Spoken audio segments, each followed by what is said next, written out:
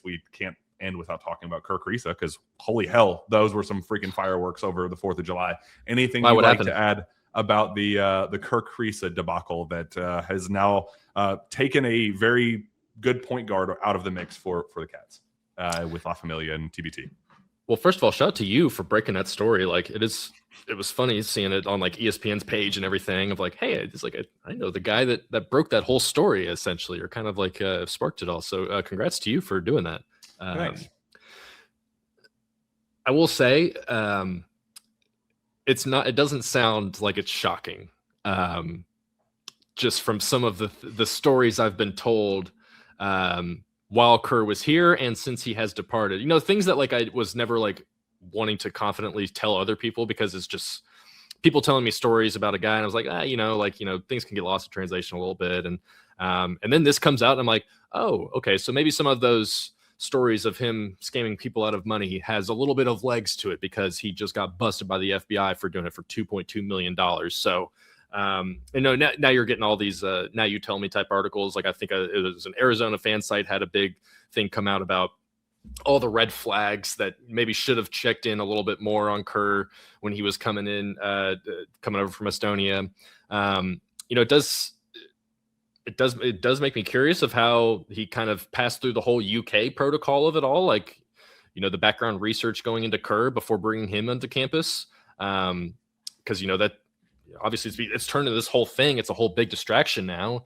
It doesn't sound like any of this stuff happened at UK, or like at least hasn't really come out too much like that. Maybe I haven't read the thing too much too in depth, but that could be a whole issue that you have to deal with. So it is kind of interesting how he got cleared to come through UK and everything, but he's also been to 4 different schools.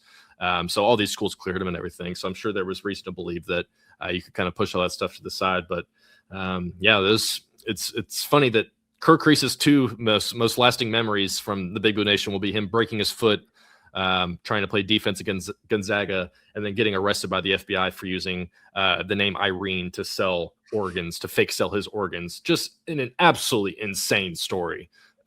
When you read some of the details of it, that he was, the balls that he has, and that's probably not even the word to use. Like it's just ignorant, honestly, and stupid. He's about to get punished for it pretty big.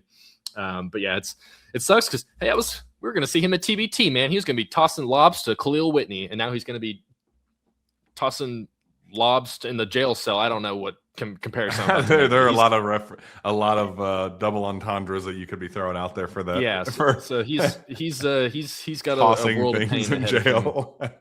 Yeah, I don't know where I was going with that. Don't I didn't have any real joke in mind. I was just saying words out of my mouth. But yeah, it sucks. It sucks for all the people that he impacted and scammed money out of and things like that. And it really does suck. And now he's going to get his comeuppance for it. So just for backstory, and again, I know we're running a little long, but whatever. It's 3:00 on a Wednesday. What else? What are we doing?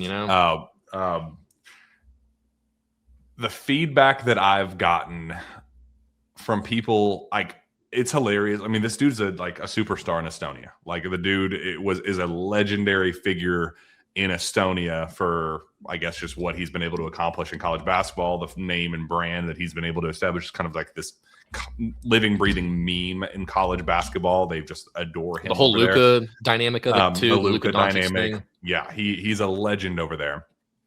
I had 6 Estonian reporters, basketball people that have known him for years and know his backstory and the history and all that stuff, that when all this unfolded, because, I broke the story. So my name was attached to a lot of the conversation with Kerr. They would, messaged me privately. And a lot of it was like, hey, just so everybody knows, like, his reputation back here is that he has owed a lot of people money for a very long time.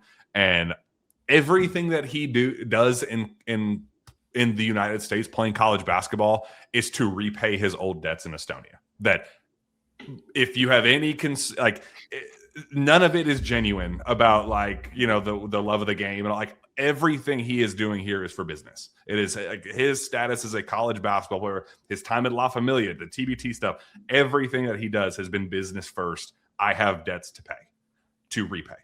So when they kind of, like, it was such a sobering thing to hear. And like, I've heard all of the stuff, like I'm sure you have too. And I mentioned this in the past, but like, you know, stuff, and I'm not going to speculate publicly about, but like, there's a lot of stuff about, hey, Kerr owes me a couple $100 for this. Hey, Kerr owes me $2,000 for this. I was supposed to hear back from Kerr about $10,000 for this, and he just totally disappeared. Like, this has been a running thing for stop after stop after stop after stop. So it's unfortunate. The smoke is filling the air. Like, there's a bonfire waiting at the end of that smoke that's coming up. It sucks because he is a likable personality, and he is kind of, like I said, a meme in the college basketball world. Like, people just kind of love. He's the guy that you hate if he's on somebody else's team and going against him. But if you have him on your team and within your program, you just adore him. So we got to see a little bit of that. He was crap talking Duke, and then went and backed it up, and Kentucky beat Duke. Like, that was kind of his positive moment at UK when he was making that viral moment. It was awesome. The Luka stuff was awesome. You talk trash, like, you love him on your team, but the reality is all of it was a facade, and none of it is real. And it's sad that we've kind of gotten to this point where just kind of time to pay the piper, and kind of caught up to him. It was funny. One of my Estonian sources, bizarre words to come out of my mouth, and never one of my Estonian sources, never implying that you have multiple sources in Estonia. Now I do, and I didn't have them this time last week, but they said that they kind of had been operating as if he just re-signed with an Estonian overseas professional team, so he was going back home, so he wasn't coming internally back home. For him, they were viewing it as, oh, good for Kerr, he paid off, he got enough money to pay off all of his old debts. Like, shout out Kerr. He's able to, he was able to get past his bad life and some of the choices that he's made in the past. And he's able to come home, because he sure as hell wouldn't be able to come home if he still owed a bunch of people a ton of money. Like, it'd be really difficult to and very publicly return home. It's not like he just kind of snuck his way back to Estonia. He publicly signed with a professional team back home. So there was this like assumption that, like, oh, he must have gotten all of his stuff cleared up, and good for Kerr for kind of moving past his ugly past. And then he gets arrested by the FBI days later. It's just like, you have to wonder, like, was he close to like trying to skip out of town or something? Like, maybe it was fast tracked a little bit. Like, I don't want you to tell how you got tipped off about it or anything, but it sounds like, if he was going to go play basketball in Estonia, that was going to happen pretty soon, you'd have to think. So he was probably going to leave the country very soon.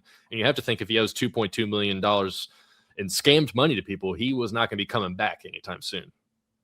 Yeah, that part I don't know. I mean, it was a very public return to Lexington for TBT and La Familia. Like, would he be willing to do that as loudly and publicly as he would here if he hadn't gotten it cleared up? That part I don't know. But was this his last? Was this his last? Like, I had heard whispers in the last couple of weeks that he had, was really getting aggressive in trying to make up a couple of $100 here and there, just like on the prowl for money. But was that, I just heard it more loudly, or was it just a constant thing for him dating back years? Or was it any different now that he was almost close to clearing the gap, and like TBT was his last hurrah in Lexington with fan favorite stuff, try to rekindle that with BBN before going back home and hopefully putting his past behind him? I don't know. That's just me speculating out loud. But the whispers were growing louder and louder and louder. And again, there's not a single soul that I have talked to since Kerr's arrest that